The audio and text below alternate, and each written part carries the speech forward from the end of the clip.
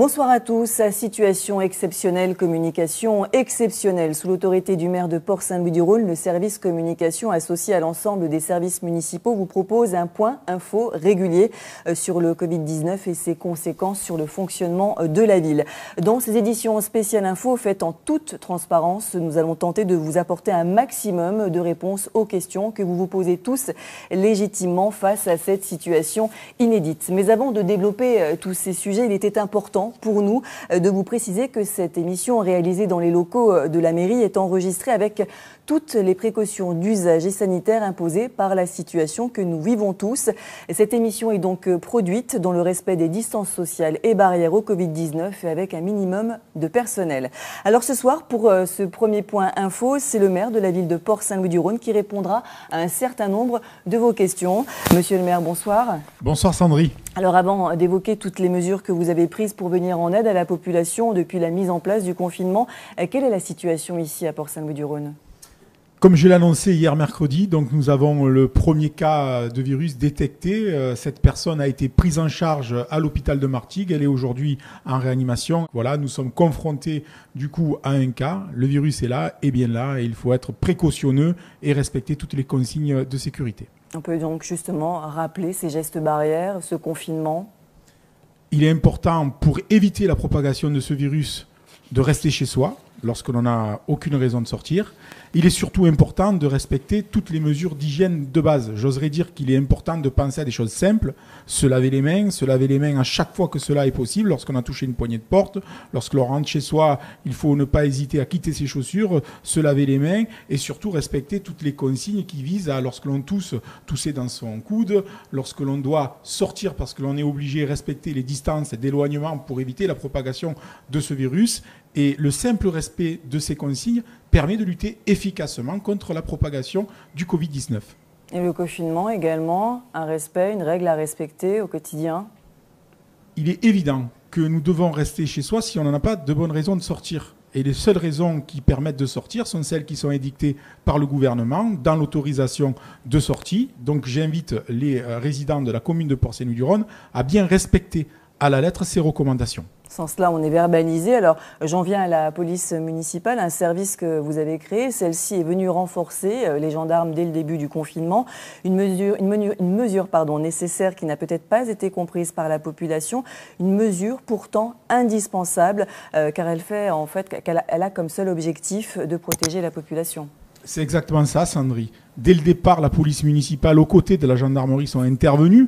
Alors, dans un premier temps, pour expliquer la nécessité de rester chez soi, d'être confiné, et que lorsque l'on n'avait pas d'autorisation de sortie valable, il fallait faire attention. Et dans un deuxième temps, nous sommes passés en mode verbalisation, justement parce qu'il était nécessaire de faire comprendre que ces mesures sont faites pour protéger la population. C'est une question de santé publique et l'état sanitaire grave dans lequel se trouve le pays le nécessite. Alors, vis-à-vis de ces déplacements injustifiés, il y a aussi ceux qui concernent le cimetière. Malheureusement, cette sortie ne rentre pas dans l'un des motifs de l'attestation dérogatoire de déplacement et vous vouliez justement éclaircir la situation. Oui, en effet, et c'est un déchirement pour certains, et je le comprends. Mais seulement, le décret pris par le Premier ministre ne permet pas à la population de se rendre au cimetière. Alors pour éclaircir les choses, parce qu'il faut toujours éclaircir les choses, j'ai souhaité fermer le cimetière par arrêté municipal pour bien préciser qu'il ne faut pas se rendre au cimetière, sinon on risque d'être verbalisé et éviter ainsi à la population d'être exposée à des sanctions. Alors le soir du 16 mars 2020, le président de la République annonce le confinement de toute la France. Quelles sont vos priorités quand vous n'avez que quelques heures pour organiser ce confinement et la sécurité des Port-Saint-Louisiens ? Ça va très vite. C'est une crise inattendue, d'une violence inouïe. Les collectivités locales sont y confrontées de plein fouet. Il faut immédiatement réagir, organiser d'une part la sécurité de ses concitoyens en fermant les équipements publics, salles de musculation, différents équipements où la population est amenée à se retrouver. Il faut organiser aussi les services en mode dégradé, aller à l'utile, organiser le télétravail lorsque cela est possible. En quelques mots, en fait, assurer la continuité des services publics en protégeant les usagers, tout comme les agents. Voilà à quoi nous nous sommes employés. Alors parmi toutes les mesures aussi prises en urgence durant les premiers jours de confinement, il y a aussi eu l'annulation à la dernière minute du conseil municipal qui devait permettre votre réélection.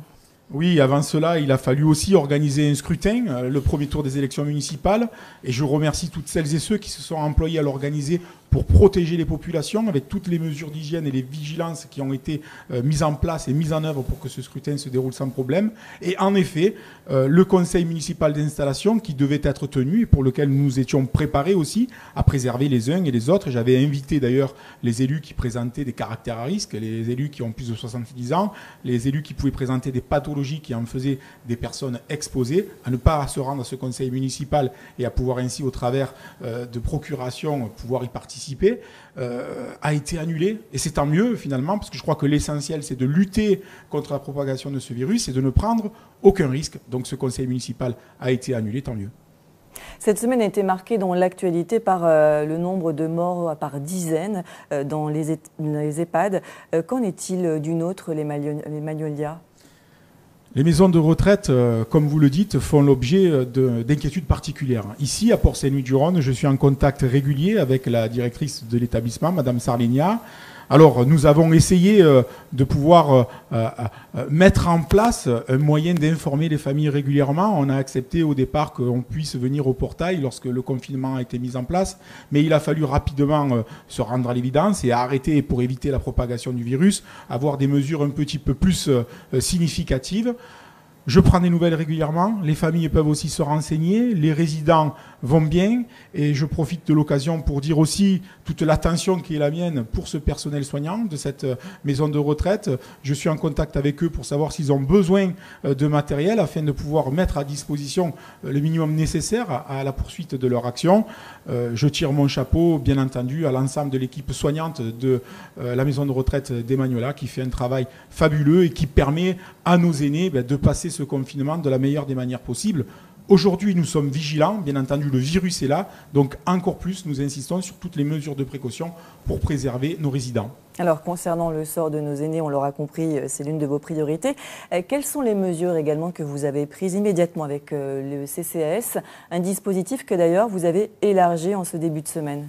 Oui, parce qu'il était important de repérer toutes les personnes qui allaient se retrouver isolés dans le cadre de ce confinement et qui avaient besoin d'être accompagnés. La collectivité, son rôle, c'est d'être aux côtés des personnes qui sont dans cette situation. J'ai demandé immédiatement au CCAS de pouvoir contacter toutes les personnes bénéficiaires, notamment du portage repas. J'ai immédiatement ouvert la liste d'attente pour pouvoir élargir ce portage de repas au maximum de personnes qui allaient avoir le besoin.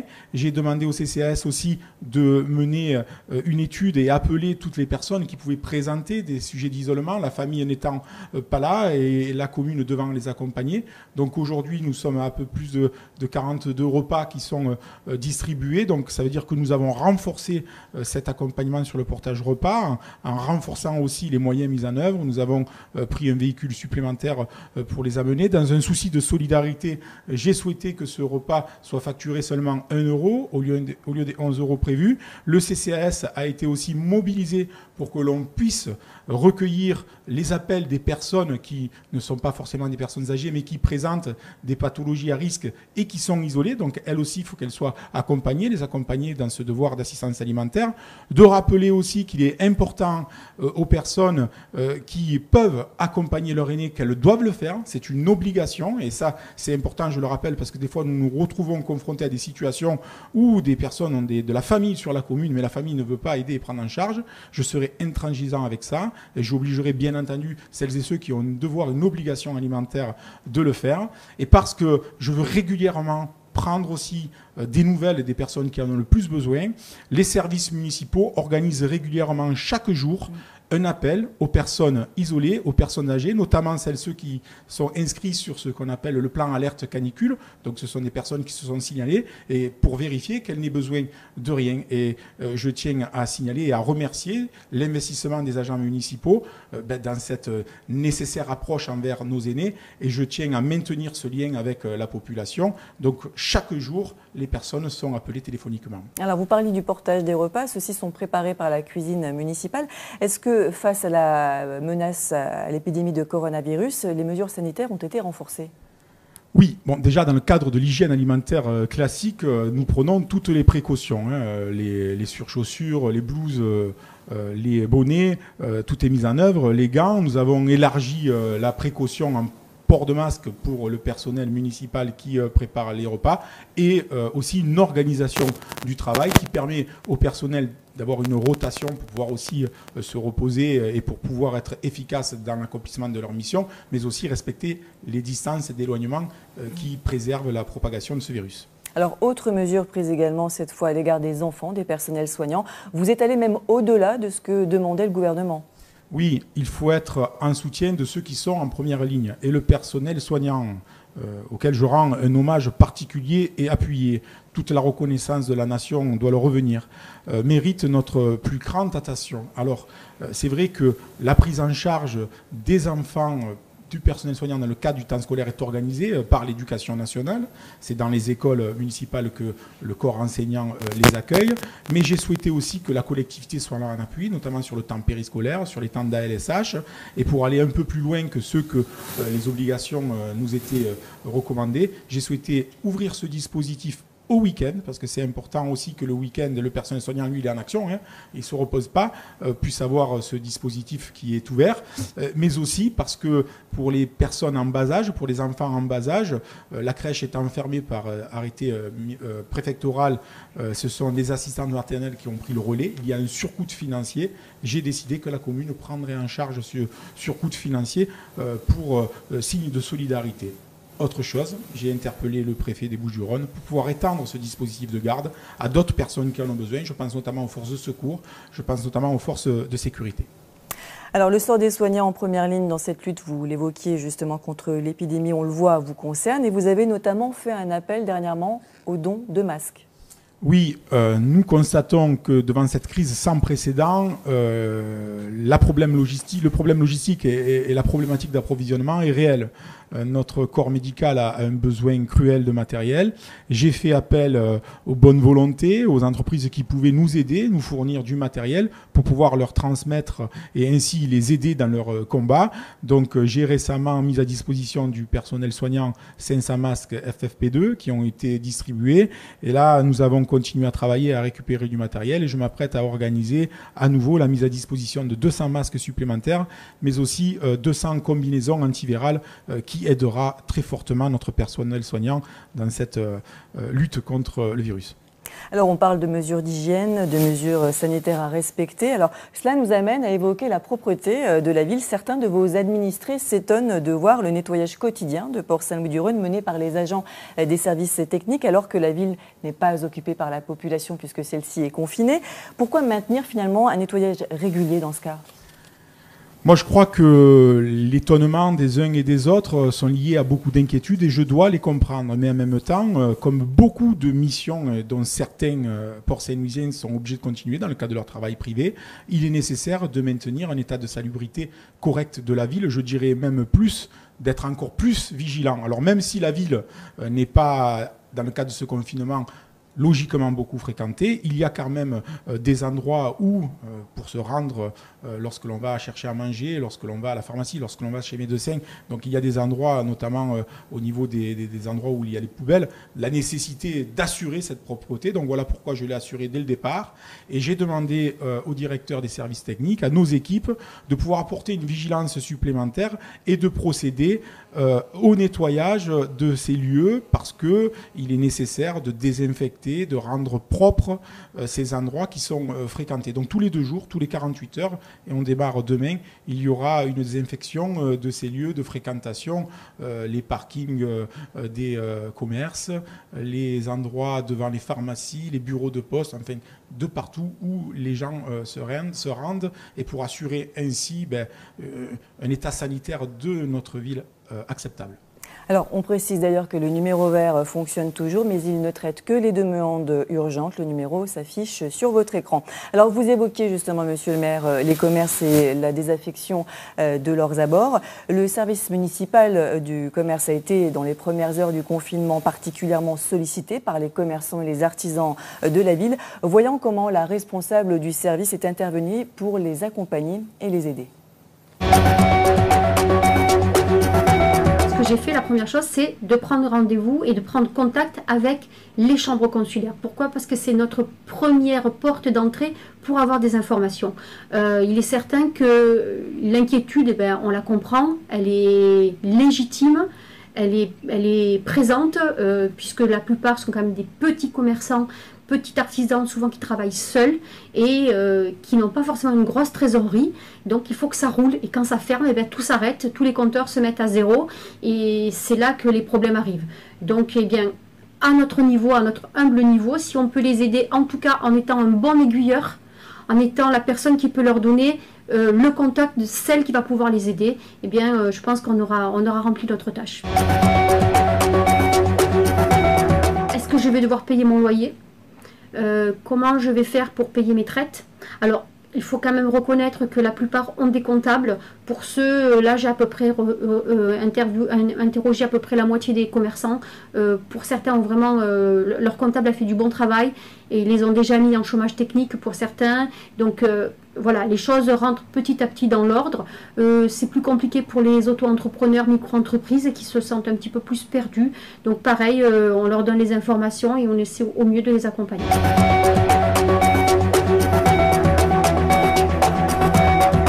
Le gros travail depuis vendredi, c'est d'essayer d'appeler un par un chaque commerçant et artisan de la ville, qu'il soit ouvert ou fermé.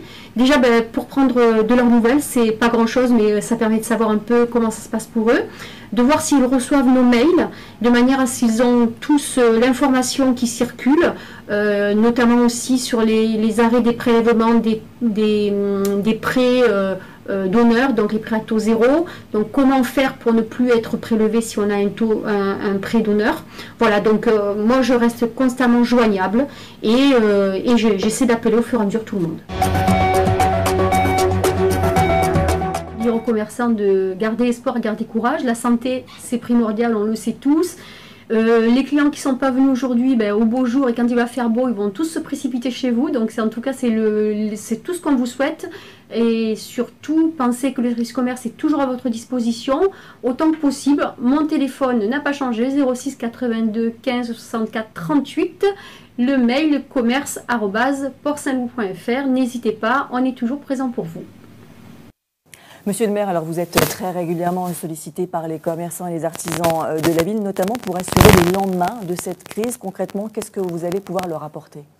Depuis le départ de mon engagement municipal, je suis de toute façon aux côtés des commerçants et Sylvie l'a bien décrit dans ce reportage. Nous voulons prendre soin d'eux. Cette crise aura un impact, je le sais, je m'y attends. Il faut préparer l'après. Et déjà dans ce cadre-là, je réfléchis avec mon équipe municipale, avec les services municipaux, comment nous pourrons les accompagner en supprimant certaines taxes, en trouvant des moyens pour leur permettre de passer cet épisode et d'inscrire ici la solidarité communale. Alors, malgré des commerces pour la plupart au rideau tiré, certains fonctionnent, notamment ceux qui délivrent des produits de première nécessité. Nous sommes allés dans l'un de ces établissements de vente en détail de la ville. Voyez comment ce magasin a dû s'adapter aux nouvelles règles de vie sanitaire.